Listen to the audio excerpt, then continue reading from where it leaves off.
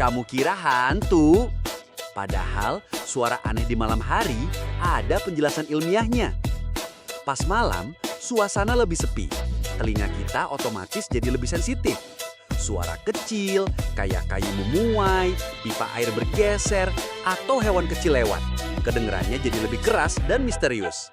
Ditambah lagi, otakmu sering mengisi kekosongan dengan rasa takut. Jadi, suara krek kecil bisa terdengar kayak langkah kaki di lorong. Jadi bukan selalu hantu, kadang cuma pipa bocor.